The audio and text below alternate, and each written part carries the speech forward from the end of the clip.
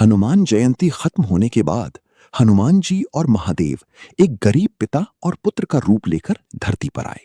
दोनों के कपड़े फटे हुए थे और पैरों में चप्पल नहीं थी, लेकिन दोनों के चेहरे पर एक दिव्य आशा थी।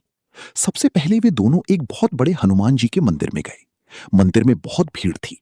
लोग माला और प्रसाद लेकर हनुमान जी को चढ़ा रहे थे। शंकर जी और हनुमान जी एक सजी हुए युवक के पास गए। शंकर जी बोले, बेटा, मुझे और मेरे पुत्र को बहुत भूख लगी है, थोड़ा सा प्रसाद दे दो, भगवान तुम्हारा भला करेगा। युवक ने घूरते हुए देखा और बोला, अरे बाबा, ये प्रसाद भगवान के लिए है, तुम जैसे गरीबों के लिए नहीं। इतना कहकर उसने उन्हें धक्का देकर लाइन से बाहर कर दिया। शंकर जी और हनुमान जी मुस्कुराए और आगे बढ़ गए। थोड़ी दूर चलने के बाद वे दोनों एक मिठाई की दुकान पर पहुंचे। वहां तरह तरह की मिठाइयां सजी हुई थी, लड्डू, बर्फी, जलेबी। लोग उपवास के लिए मिठाई। हनुमान जी ने हाथ जोड़कर कहा, मुझे और मेरे पिता को थोड़ा सा मिठाई दे दो।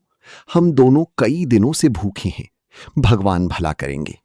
दुकानदार गुस्से में बोला, यहां पर सब चीजें पैसों से मिलती हैं, यहां मुफ्त में कुछ नहीं मिलता। गरीब हो तो आगे बढ़ो। हनुमान जी और शंकर जी बिना कुछ बोले शांत भाव से आगे बढ़ गए।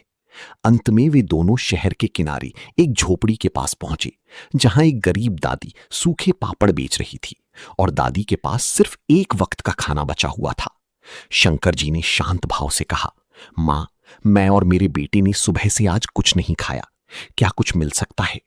दादी ने बिना सोचे अपना एक वक्त का खाना दे दिया और बोली, ये लो बाबा, मेरे यहां से कोई खाली नहीं जाता, मैं फिर से कमा कर खा लूंगी। इतना सुनते ही शंकर जी और हनुमान जी अपने असली रूप में प्रकट हो गए। शंकर जी ने उसकी टूटी झोपड़ी को एक सुंदर पक्के मकान में बदल दिया और हनुमान जी ने दादी को सोने से भरे सिक्कों की एक टोकरी दे दी। लेकिन अफसोस, फिर भी किसी ने लाइक और सब्सक्राइब नहीं।